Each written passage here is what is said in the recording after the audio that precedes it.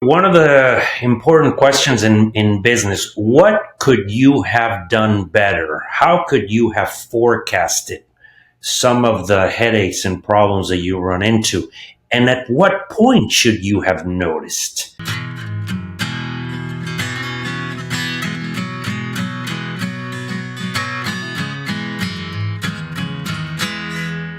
Hey, welcome to 10X Your Team with Cam and Otis. We're a father-son leadership podcast where we talk with other lifelong learners about making an impact and solving big problems. I always feel funny doing it in the green room, but folks, you will enjoy the show more if we hit record before we squeeze out all the juice and the oranges and the apples and the pears and whatever other metaphor you choose to throw in there. Because this was one of those green rooms where it's like, all right, stop. I don't mean to be rude, but just we got. The whole purpose of having a podcast is to share the conversation so that you folks can learn from our good friend Jose Berlanga joining us and listen to that, Camden. That was a good Texas accent on that on Jose's last name. Joining us from Big H Town, which, man, who were we talking to? We just had somebody on that was from H-Town. We were talking about food. I know. It was Rachel. Dang, Rachel. yeah. Yep. Yeah. Oh, Yep. man, she. I put her on the spot, and I'm not going to do that again because I've done it a couple of times. Because I'm starting to get close to lunchtime, and I start thinking about many times that Miss Suzanne and I've been down to Houston and all the great restaurants. Yeah. I'm just pausing, folks. You hear me smacking? Yes. I will. Sorry, Daniel, but I will take Houston restaurants over San Antonio. So, Jose, man, it is great to see you. Before I start thinking about all my favorite restaurants and places like that in Houston. How are you doing today, man? Otis and Camden, great to be here. Thank you for having me. Doing great. And you are right. Houston is underappreciated in the restaurant business. We have an amazing restaurant scene. Great food. I don't think many people really understand how the diversity, the amount of restaurants and the quality of restaurants, because something very important about this town, H-Town. I've been here so long, 4 decades, I'm going on 40 years in Houston. I still can't get that Texas accent right, but I'm working on it. You'll get it eventually, right? Yeah. But this city is not the most touristic place. This is a city of locals, people that live here, that come here to work, that come here to find success in a better life. So if you're a restaurant, you don't have that crowd that comes in and out of town all the time, where you can afford to have poor quality of products and services. So if you want to be successful in the restaurant business in Houston, which I've been in, by the way, you have to have good quality and consistency, because you're catering to the locals. Oh, yeah. You don't want to mess that up, do you? That's right. That's as big of a city as we are. I think we're now competing with a third spot. We're getting up there. I just Googled that on the side. Sorry for the typing noises. I was curious because talking about restaurants and all that, there's a factor where it's like, okay, you got like the local places, the more cultural aspect of Tex-Mex, those kind of things there. But once you get to a size like Houston, it's like, oh, you're just food now. You're just cuisine. You're bringing in all the folks, and it's a high level of competition, which I would love to. And I admittedly don't have enough background to word this question any better, Jose, but I want to throw it over to you. I'd love to hear about your time in that restaurant industry. Oh, one of the many industries that I've been involved with, and that I don't often talk about, but I've owned a couple of taquerias here in Mexico. I owned an Italian restaurant and been a partner in some others, but I did operate an actual restaurant for a few years back in the early '90s.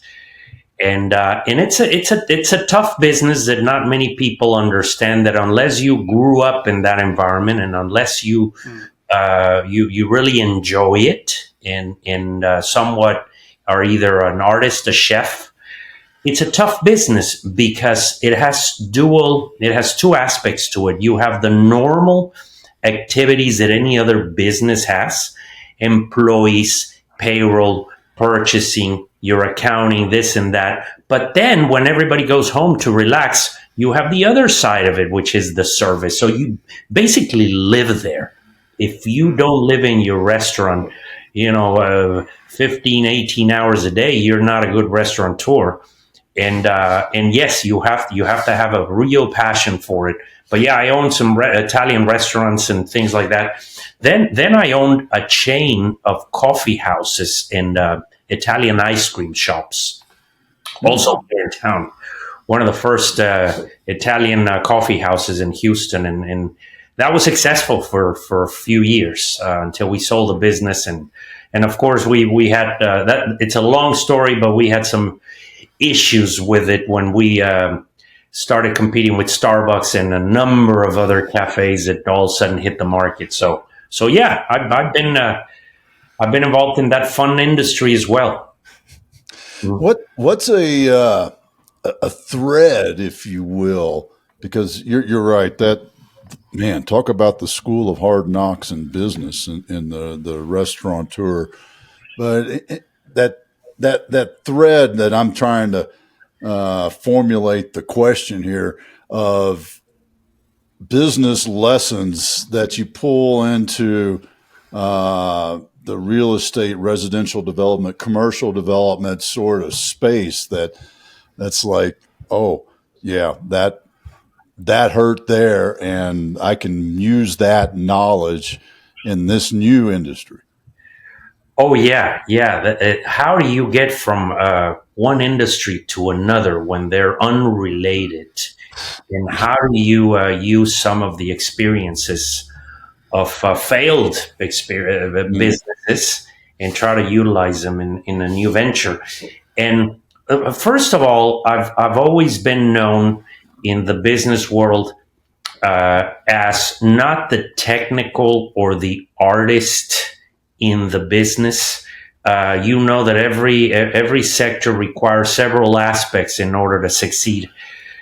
Businesses require someone that's very savvy in the product and the service itself of whatever it is you're offering, whether it's engineering or technology or the culinary aspect of the business that we're talking about.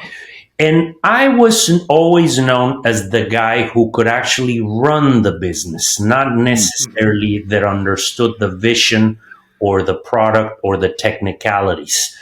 So when you are the business side of things, they all share some similarities. Once you understand numbers, you understand a balance sheet. Once you understand cost of goods sold and profit and loss statement, you can grab some of that knowledge and translate it and transfer it to many other industries. And somewhat, a lot of my friends in relationships in the business world understood that about me. Perhaps even more that I knew that about myself. They knew me as, hey, Jose knows business. He understands the language of business. He knows how to put deals together. So I would jump into opportunities that were unrelated sometimes, and people had that faith and trust in my ability to help in put businesses together and help them grow them. So that's how I would not necessarily stick around in one single industry once it didn't work, but I was able to grab some of that experience and improve things and have a better probability of success on my next one. There's a piece there which you actually kind of hinted at the end that I'm really curious about, which is, you talk about not being the technical or the artist approach, and I think there's a lot of entrepreneurs who fall into that bucket. It's the business mindset, not necessarily the artist. But as you were talking, my thought was, it's like, well, the artist is the person who could stay at the job until it works. That they'll be there and like, no, I'm selling the freaking tacos on the corner of Montezuma out here, and I'm going to sell them there until I blow up, because I know I make the best tacos in all of Tucson, which is a pretty freaking tough competition. But you go through like that, and it's the love of the art that keeps you pushing through. Could you talk some about your perspective from more of the business mind? Like, were you literally there for 2-3 years and you're like, ooh, all right, hey, the thrill's gone, I'm on to the next one? Or what was that like? The thrill of any of the businesses that I've participated never went away. And I never quit any business. I stopped when the business failed and there was nothing else to be done, whether it was a changing economy or a cyclical business where we simply ran out of money. And I had to look for a new opportunity. But that's a very interesting topic, because now, I'm on my third book, incidentally. I'm writing a book about entrepreneurship. And I'm pointing out many, many aspects of the world of entrepreneurship. But one of the topics that I talk about are some of the differences in the mind of an entrepreneur, some of the different types and styles of entrepreneurs that have nothing to do with each other. You can be a business creator or start a business whether you have a creative mind or a technical mind or a numbers mind. So there's so many aspects, but at the same time, the fun part and the irony is that all entrepreneurs do share some common characteristics, which is the passion, the obsessive compulsiveness, the stubbornness, the willingness to keep moving forward, the ability to take pressure and stress and pain and continue no matter what. So to answer your question, to get specific about your question,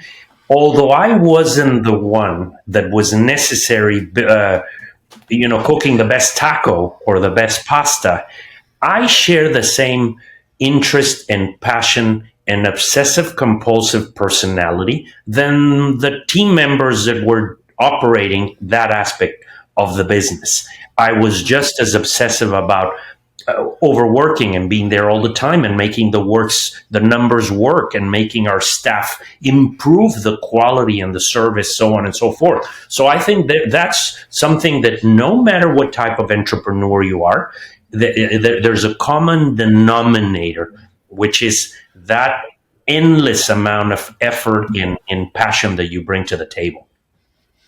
You touched on something, Jose, that it's talk about a passion of mine. I always love to reflect back and look at not just the lessons, but what were the indicators of, because when you Monday morning quarterback it, right?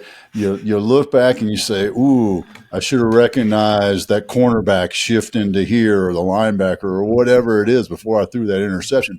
You get to do that on Monday. When you mentioned, a couple of businesses you failed or ran out of cash or whatever. Could you share with us some of those, reflecting back on that, some of those indicators that you're like, 6 months before, we had to close the doors, this happened, or there was, the line shifted in the profit and loss, whatever that was. Could you share some of those? One of the important questions in business, what could you have done better? How could you have forecasted some of the headaches and problems that you run into? And at what point should you have noticed? Yes, you've nailed it. Great rephrasing of it. That's exactly what I want. I'd love for you to share. Yes.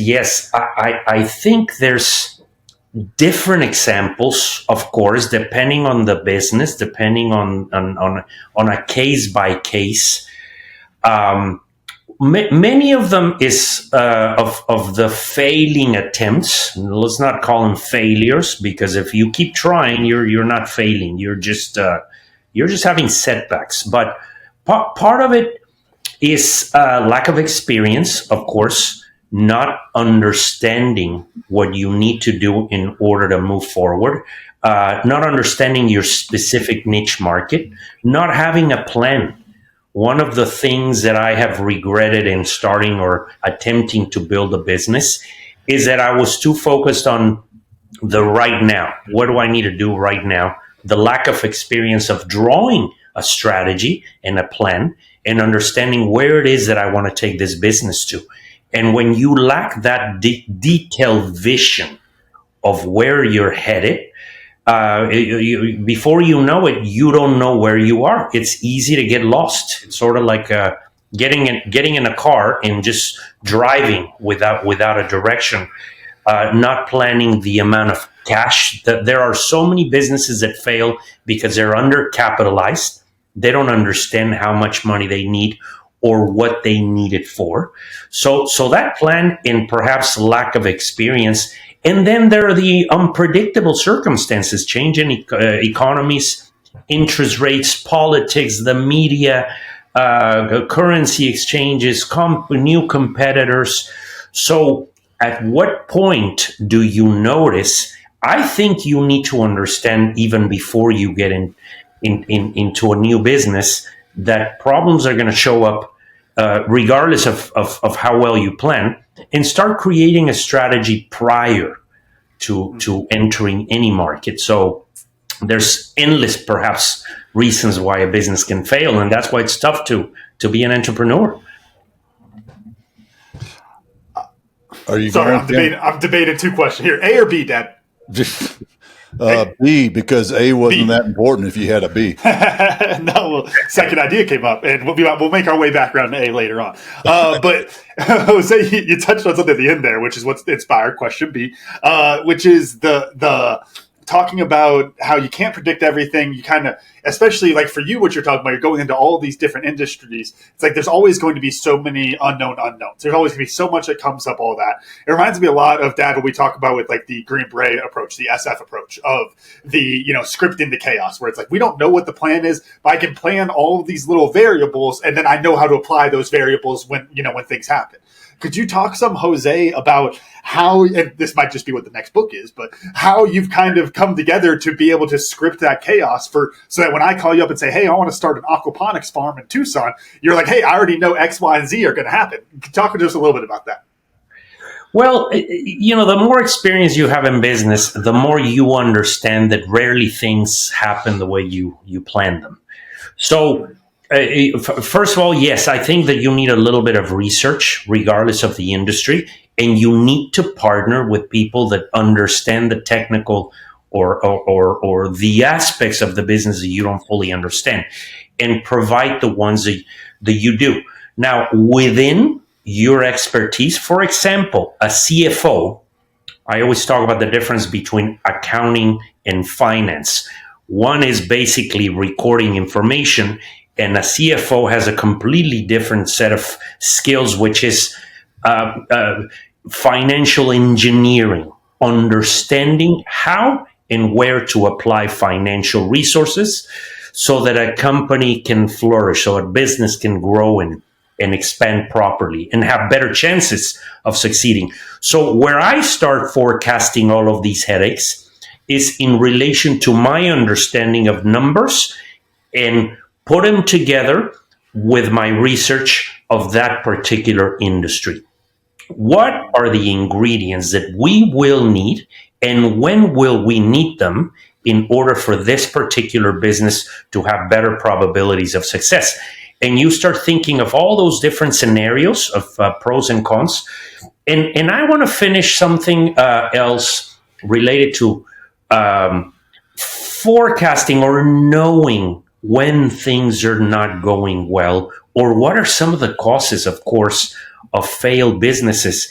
And in my experience, I have to name one, which has been chasing dollars, going after the money, perhaps has been one of the biggest flaws in my business plans. Missing a mission when I have no purpose other than entering or starting a business because of the money, because of the financial opportunity. I see much more probabilities of failure, and that has been my experience. But when I focus on the why, when I focus on what is it that we're doing, what are we trying to improve, what service are we providing to a community, what problem are we fixing it, and how are we going to do that? Suddenly, things begin to be clearer, and somehow you end up making money as a consequence, but not the other way around. When you just focus on how are we going to make money, then you're missing that other component, which is your purpose and your mission. And I've seen failure because of that. There's do you want to ask? there's an element there. No, this is not A. This is a follow up. It's not A. But I think there's an interesting piece there as an entrepreneur, and I've still going through this myself, which is where you may go and say, hey, look, I don't need all the fancy things. I don't need all this. I believe in the purpose of what I'm doing. I don't need the dollar signs. But then when we all sit around, we have our cigar and our whiskeys, how do I show that I'm successful as a business? And I go, well, I just sold it for $1 billion. Oh, I just did this. That still is the measuring stick. And it creates this kind of weird dichotomy inside of the entrepreneur. I'd love to hear your perspective on that, Jose. In most cases, we would be lying to ourselves as businessmen and women or entrepreneurs if we said that we don't care about the financial results. Because it is a way to measure the success of your business. And even going back a little further, no business can exist without money. So money is a very, very important part of the equation in starting and building a business. And we all want to make money. That's part of it. I mean, and I think it's necessary. It's the incentive, it's the motivation. Liking nice things, needing to or wanting to have a better life, it's the number one motivator in most cases. But what I'm saying is that it shouldn't be the only one. If you're just doing it because you want to make a bunch of money, you're leaving a lot of flaws in your business plan. And that's what I mean. There has to be a well-rounded plan of attack that encompasses and that contains other areas other than I just want to show me and the people around me how much money I can make. That's not enough. Yeah. Well, and I was just going to say, one of the things that I've talked with a lot of guys over the years that are soon to be veterans, guys transitioning out of the military. And that's one of the big lessons I've always taught them is if you chase the dollar, you'll never feel fulfilled. Because there are guys that see the dollar sign. They're like, oh, I scraped life together in uniform, and now I'm taking the uniform off and I can make all this money. And they chase that, and boy, they are just never happy. And it's interesting that you've seen the exact same thing in business. The person who says, "Ooh, look at all the money I can make flipping houses." There's a great one. Look at all the money I can make flipping houses, because it's still. I think the sexiness has died out a little bit, but you flip on HGTV, and what are they always showing you? Flipping houses. So they can do it, I can do it, and I can make all this money. How do you think? Yeah. And I'll throw this to you first, Dad, and then you can throw it over to Jose because we're good co-hosts. We know how to do this thing. My thought there is, what do we do? What can we do to try to change that? That the way that people see that, because what you're talking about, people coming out of the military and seeing it, it's the same thing Jose is talking about that he saw firsthand. It's the same thing. It sounds different, but I would tell people who ask why I study economics is because money makes the world go around, and I want to understand how the world works. It's like it's all very same kind of thing. That is the scoreboard as far as we're all concerned. what kind of shift do you think we need to make it more about purpose as the scoreboard rather than just the dollar signs? And I'll throw it to you first, Dad. Yeah, well, I always love the Tony Robbins story of, he's at I don't remember which one of Tony's events is when he tells his story, but we'll just say it was the Business Mastery event. And he walks the crowd as he always does, and he stops and looks at this one guy sitting there on the aisle, and he says, "Well, what do you want?" And the guy says, "I want to make more money." And Tony pulls out his wallet and hands him $5 bill and says, "Congratulations, go home." You just made more money. And even if you put a figure on it, the thing is, it's a tool. It's a tool that enables you, but it doesn't fulfill you. And I think when you start to look at money, cash flow as a tool, vice a goal, it changes your perspective on it. What do you think, Jose?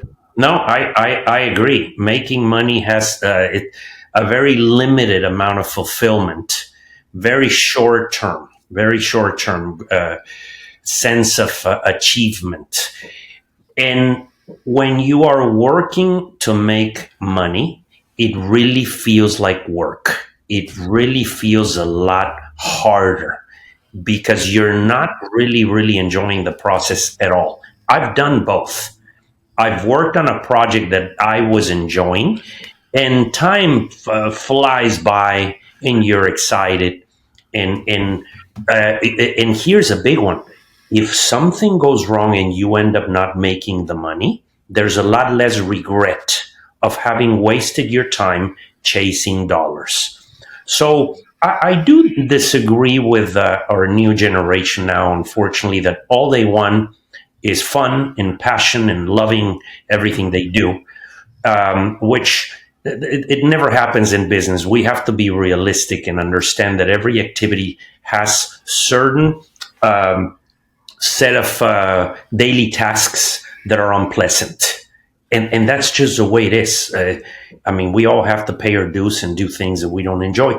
But I think there needs to be a good balance between hard work and doing things that we have to check off our list of things to do. They're not fun, but also be in an activity that somewhat we enjoy. And that is going to lead to a better quality of life. That is going to lead perhaps to making more money down the road because we're going to put more time and more effort into something that is fun for us than what's not. So ultimately, there will, to summarize it, I think being that there are good probabilities in every business to have numerous setbacks and perhaps short-term failure, it's better to have spent the time doing it on something that you actually enjoy. So you got going because I was going to change subjects on this. He actually just teed me up for question A 2.0 because I got another layer I'm adding to it now. But I know folks were really just waiting for this question. But no, when we were talking about Jose, when you mentioned how you didn't quit any of the business has failed. The businesses came to their natural end, whatever that cause was. And we kind of talked about what were those warning signs? The things that come to mind for me is there's an upside to quitting sometimes. We can fall into that sunk cost fallacy where we're like, look, I've spent so much money on the business. I got to keep going. And it's like, look, but if you quit 6 months earlier, then that's 6 months you can go spend on the next project. But as you were talking there, what came to mind was it's really this balance of which one would you rather have? And I want to hear your answer, Jose, is the smarter quitting where you see it coming a little early and you get out, or where you have to go through it and you actually learn those lessons. Which one do you think is better for an entrepreneur?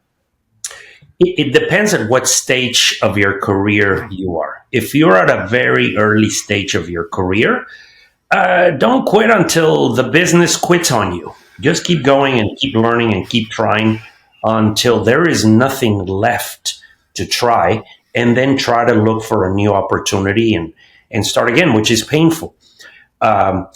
And but if you're a more seasoned veteran in the business world, you'll have probably the ability to forecast when it's time to be cautious and remove yourself from a bad situation. And there's an important point that there's a very, very big difference between quitting and quitting while you're ahead, and identifying the mature level of a business, when to exit, when to close the doors. When is it time to start looking for other opportunities while you're ahead? It's very smart. So that's not quitting. Quitting is removing yourself from a good opportunity just because it got difficult.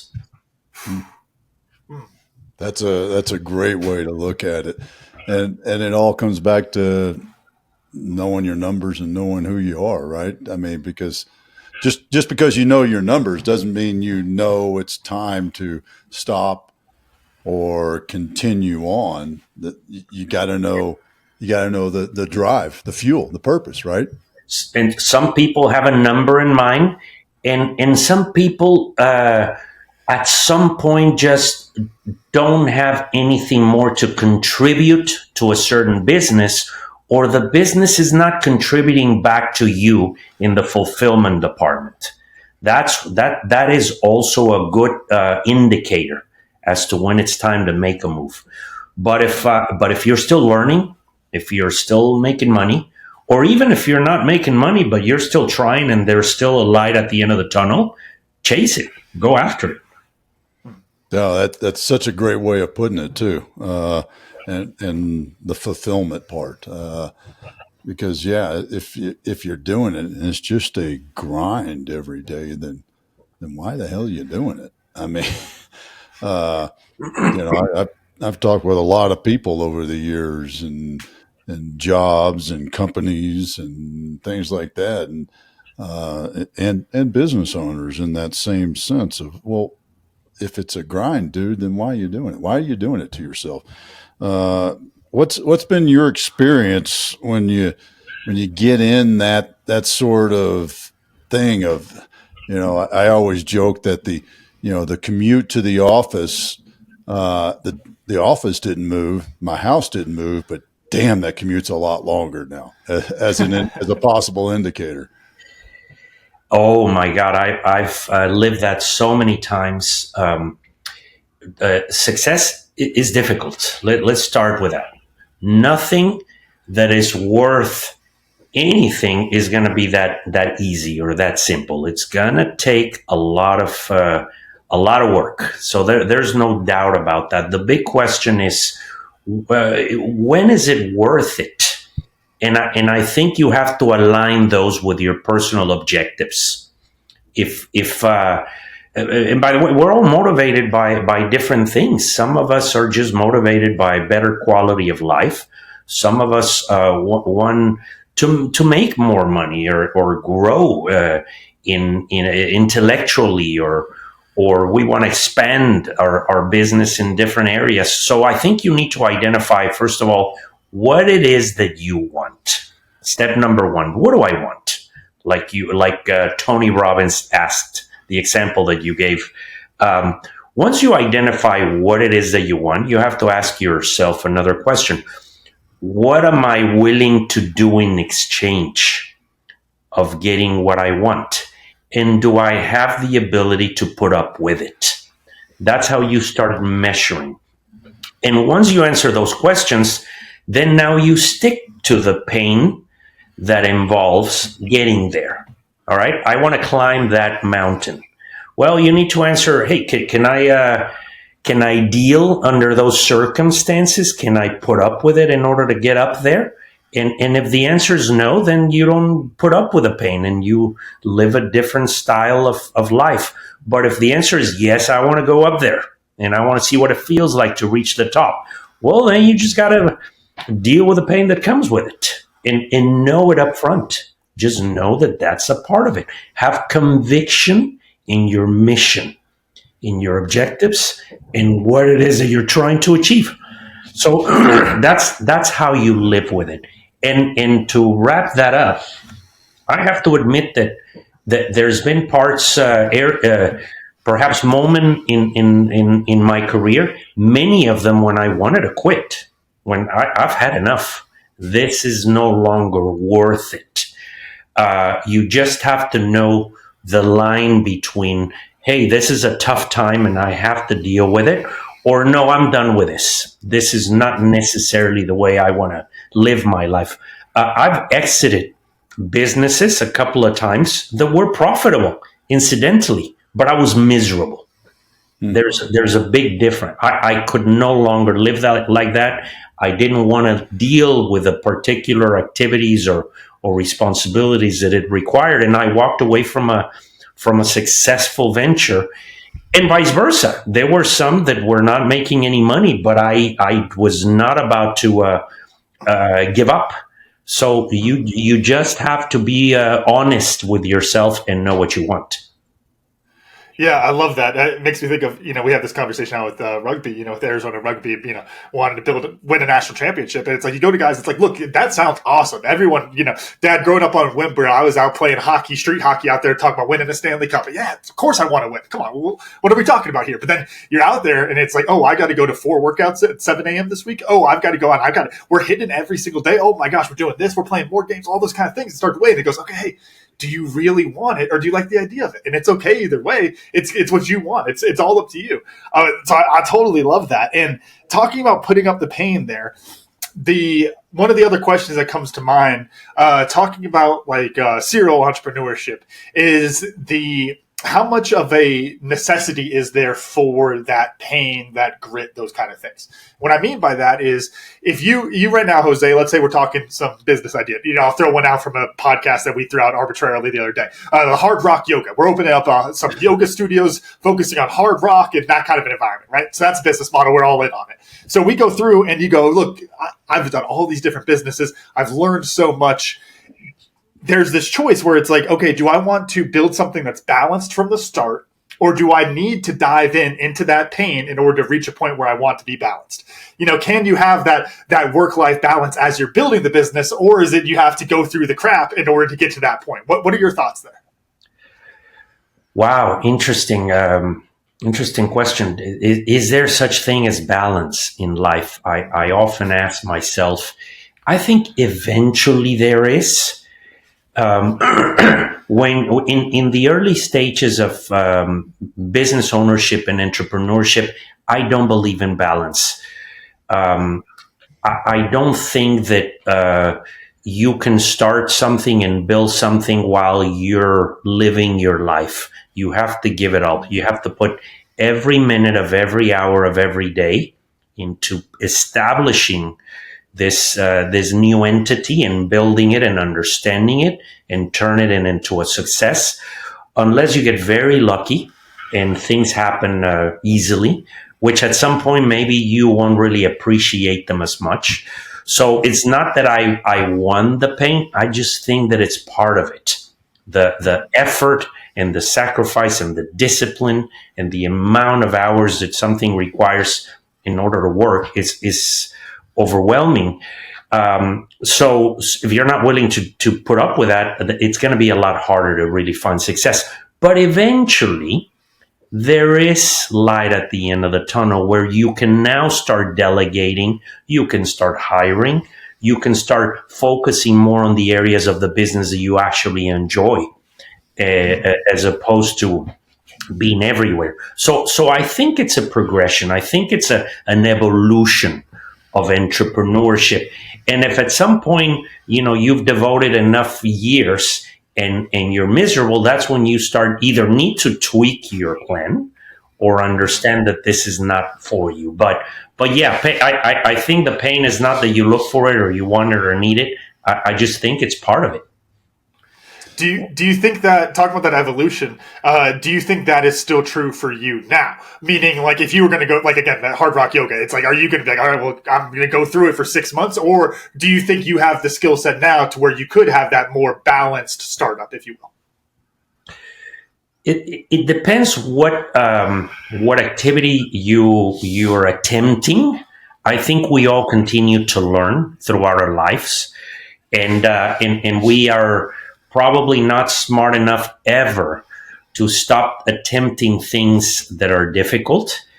I avoid activities. This is something that I struggle with, actually, to answer your question. Even after so many years of being in business, when I get into a new deal, into a new transaction or a new business, I rarely I rarely have the accurate level of understanding of how much of my participation it will require.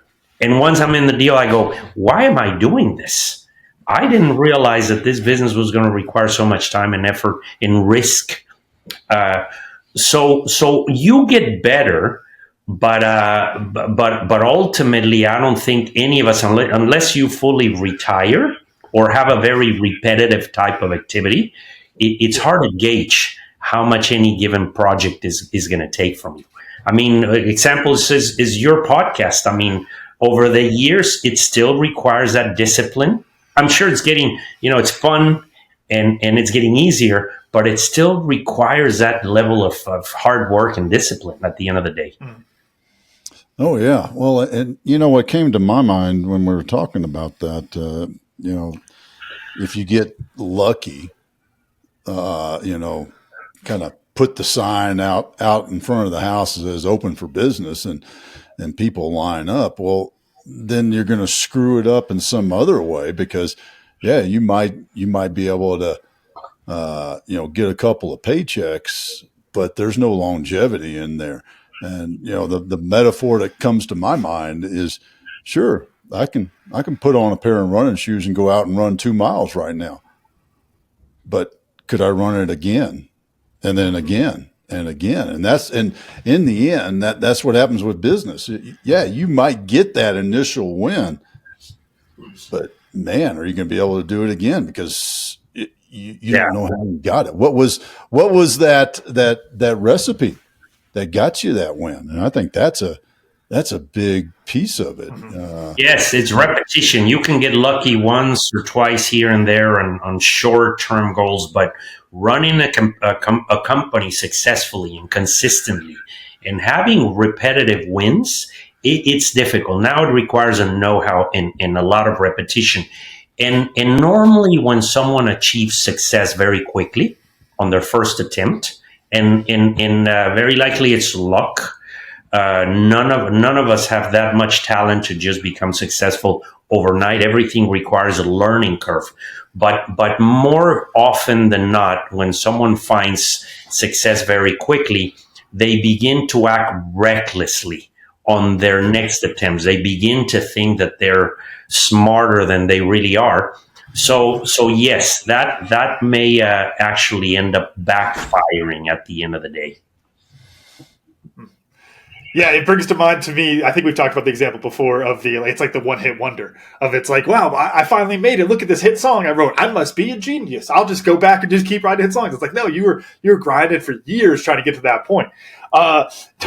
Talking about those different ventures, Jose, what's your process for choosing that next project? Like you mentioned, like the Italian coffee shops, right? Is it that you had a buddy who's Italian and you were like, dude, this is an amazing idea. Let's go. I love this.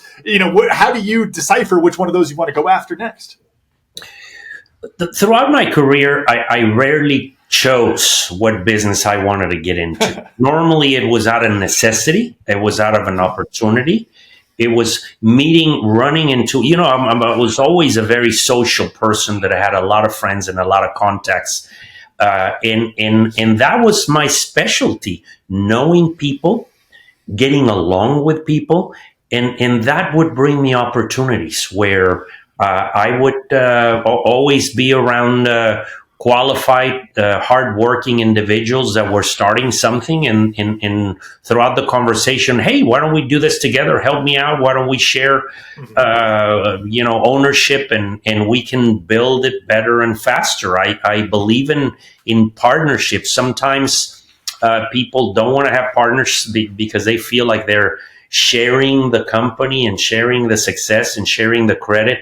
I have no problem with that. I feel that you can get further in life with the right partners and attempting to do everything alone. So, and to wrap that up now, after many years, almost 4 decades in business as an entrepreneur, believe it or not, for the first time in my life, I'm beginning to select the projects that I want to be involved in.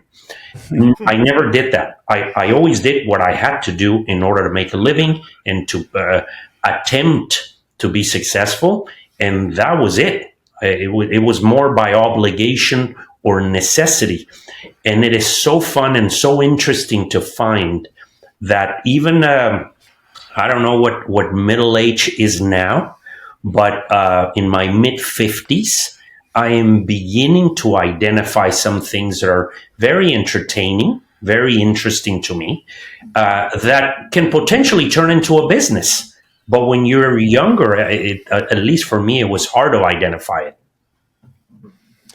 What the change of subject that I just always am curious about that I wanted to ask you is what was the catalyst? What was the was it the lifestyle or whatever that got you into the entrepreneurship instead of, go be an accountant, a project manager or something like that, that you just said, all right, let's build a business. Let's build another business. Where do you think that came from? There were several reasons for me to become an entrepreneur. One of them was fear of working for someone else. The fear of putting my destiny in the hands of someone else. I was more scared to work for someone, which is the reverse effect of most people. Most people have a fear of going on their own and starting a business and taking on all these responsibilities.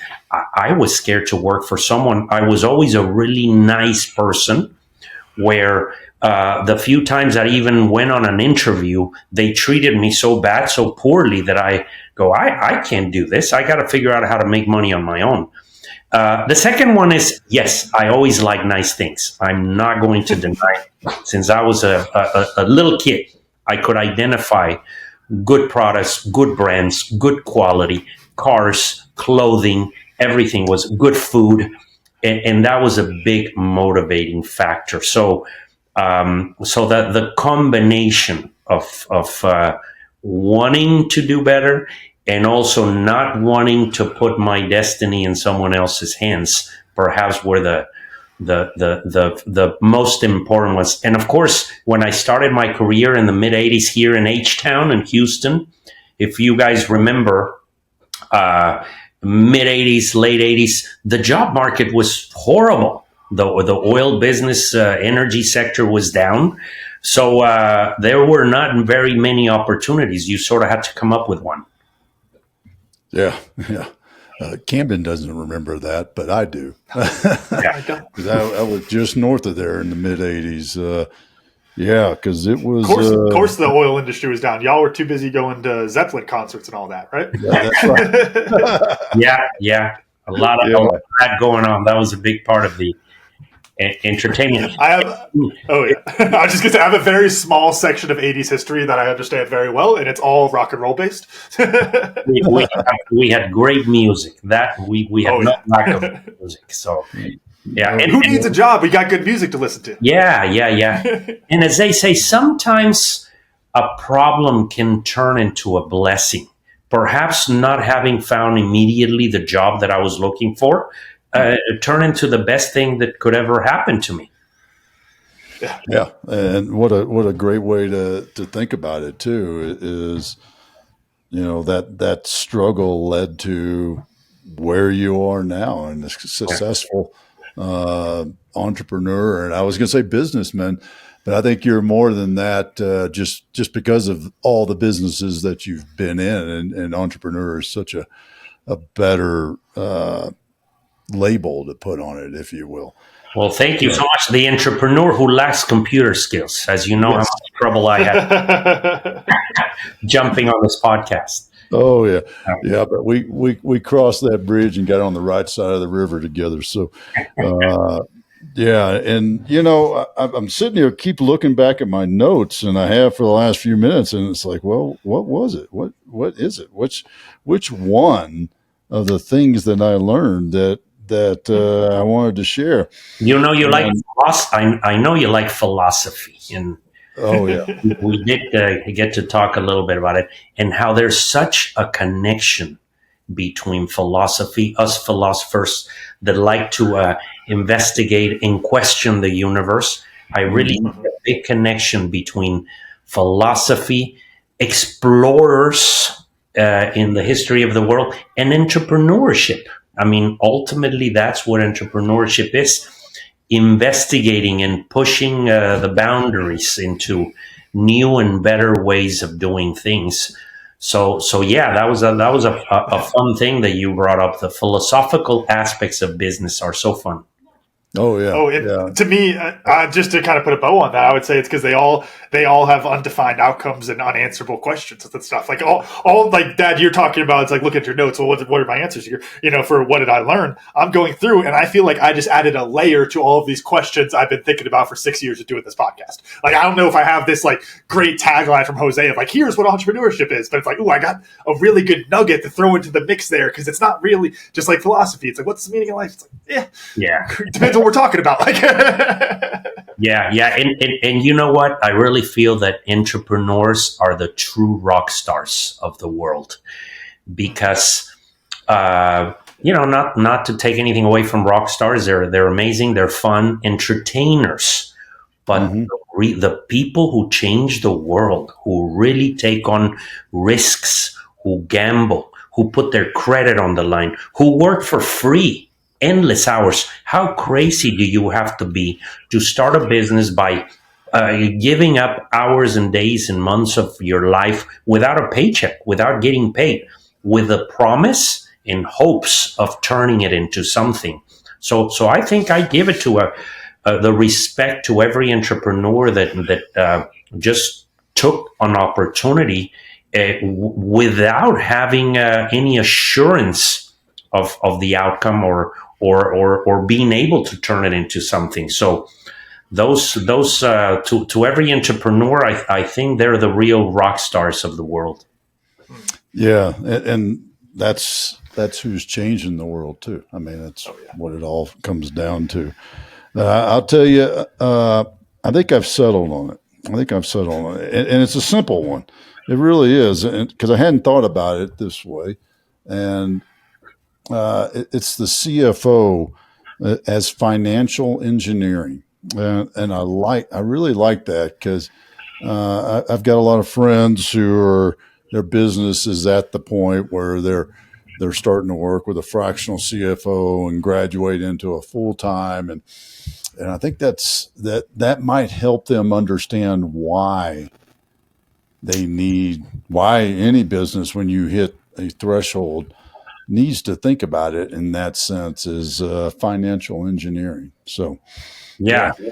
I love both sciences. Accounting, obviously, as a business owner, as an operator, you need good, accurate, timely accounting because you need information to make decisions, accurate and fresh information.